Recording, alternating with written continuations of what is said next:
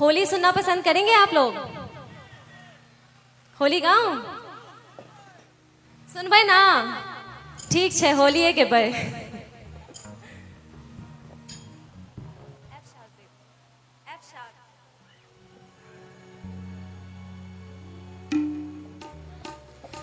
मिथिला में राम खेलत हो रे, मिथिला में हो खेलत हो रे, हो खेलत हो रे, हो खेलत हो रे, हो खेलत हो रे, मिथिला में, मिथिला में राम खेलत हो रे, मिथिला में, मिथिला में राम खेलत हो रे, मिथिला में हो खेलत हो रे, हो खेलत हो रे, हो खेलत हो रे, हो खेलत हो रे, मिथिला में, मिथिला में राम खेलत हो रे, मिथिला में, मिथिला में राम खेलत हो रे, मिथिला में।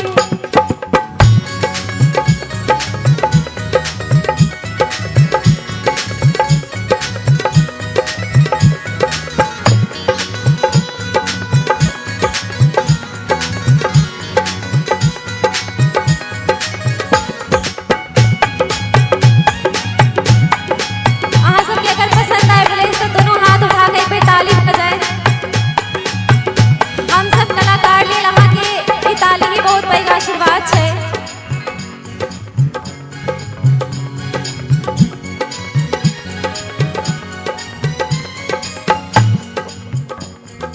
किनकर हाथ कनक पिचकारी, किनकर हाथ कनक पिचकारी, किनकर हाथ अबीर झोरी, मिथिला में, मिथिला में राम खेलत हो रे, मिथिला में।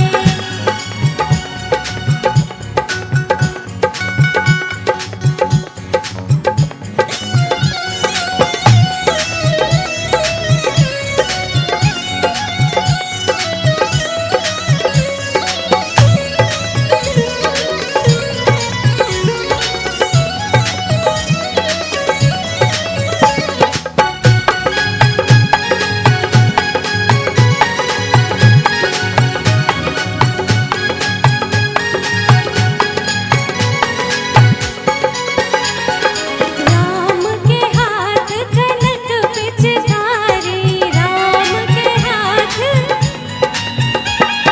राम के हाथ कनक पिचकारी, सिया जी के हाथ अबीर झोरी, मिथिला में, मिथिला में राम खेलत हो रे, मिथिला में हो खेलत हो रे, हो खेलत हो रे, हो खेलत हो रे, हो खेलत हो रे, मिथिला में, मिथिला में राम खेलत हो रे, मिथिला में, मिथिला में राम खेलत हो रे, मिथिला में। ई त भागेल राम से आके मैं बस 2 मिनट, ओनली 2 मिनट्स।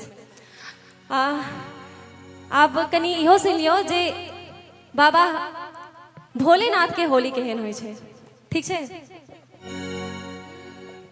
बाबा हरि हर